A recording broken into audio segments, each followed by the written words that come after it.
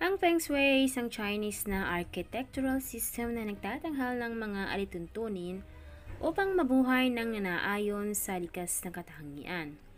Ito ay pinaka-popular na kasanayan sa pag-ayos ng kapaligiran sa pamumuhay upang mabalanse ang yin at yang at upang maakit ang positive energy ng qi na dumadaloy ng maayos sa buong lugar ng bahay o negosyo.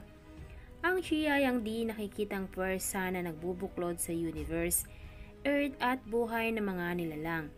Habang ang qi ay dumadaloy ng maayos sa mga lugar ng pamumuhay o negosyo, nagdadala nito ng kalusugan, kayamanan at kasaganaan. Kaya naman nating panoorin ang 10 pinakamahusay na halaman na magdadala ng magandang swerte o kapalaran sa iyong negosyo.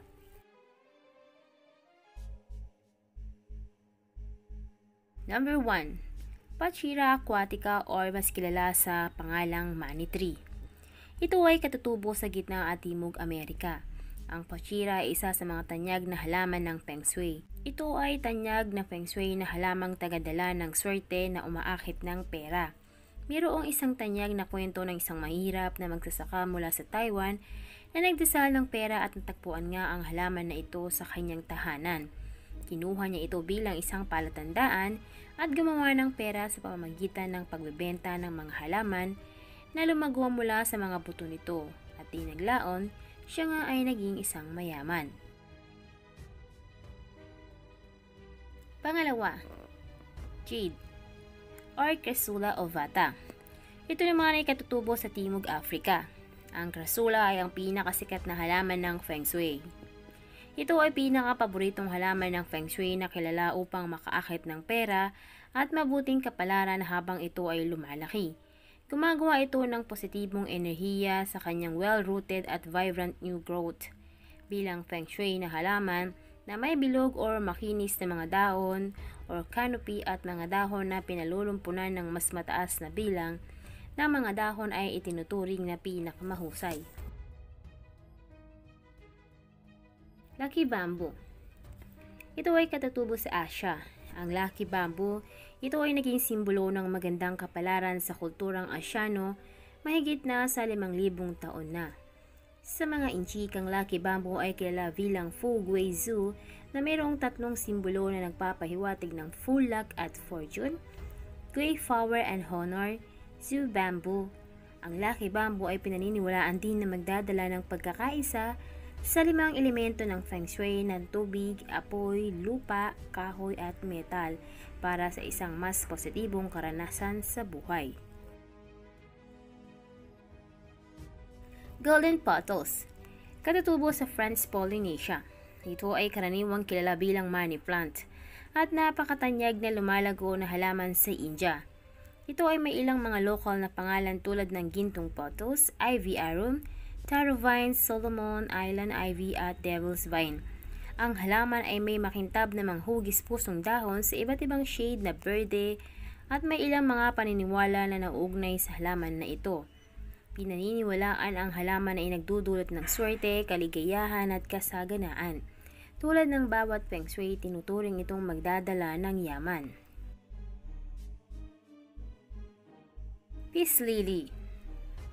Katutubo sa tropical na Amerika. Sa Feng Shui, ito ay tinuturing na isang halaman ng kapalaran. Ito ay tinuturing na super plant sa mga tuntunin ng paglilinis ng hangin. Napatunayan ng NASA Clean Air Study na nililinis ng halamang ito ang mga lahat ng uri ng mga environment contaminants, kabilang ang benzene at formaldehyde. Ito ay mas mabubuhay sa mga malilim at nangangailangan ng kaunting maliwanag na ilaw upang umunlad at diligan ng halos 1 beses lamang sa 1 linggo.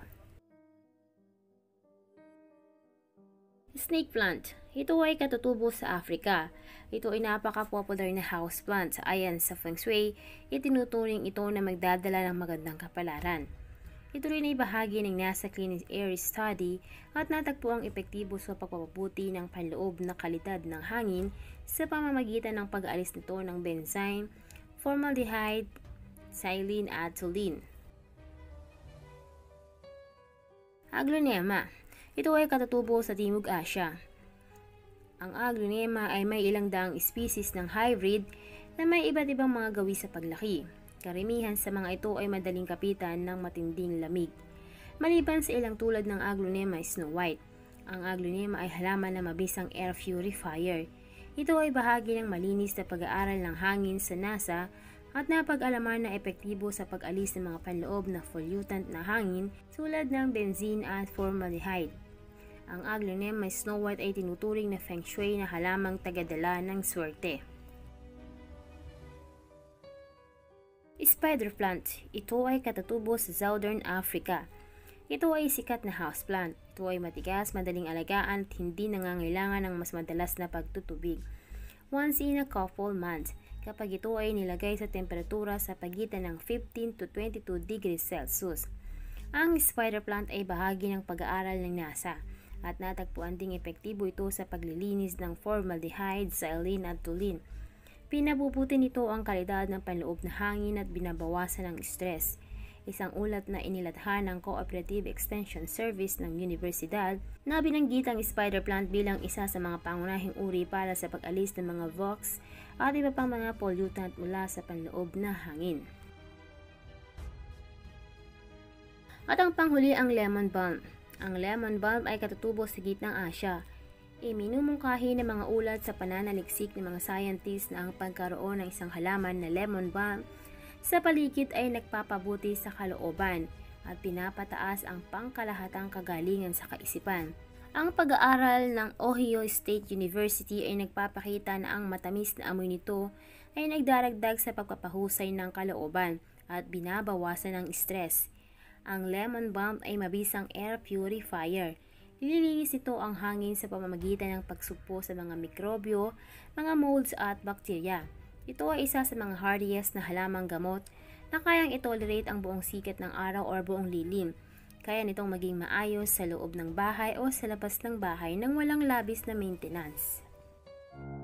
At yan ang ilan sa ating mga panaginip tungkol sa pera, mga kahulugan at interpretasyon. Pero paalala lamang po, ito ay mga gabay lamang. Walang sino man sa atin ang makakapagsabi ng mga tunay na mangyayari o magaganap sa atin.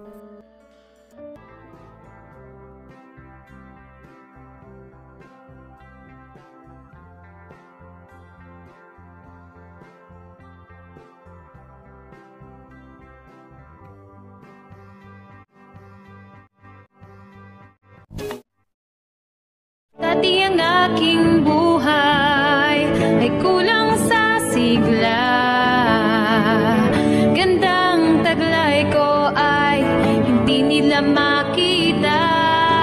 Ngunit nang ikaw ay makilala, ang beauty ko'y nililingon na.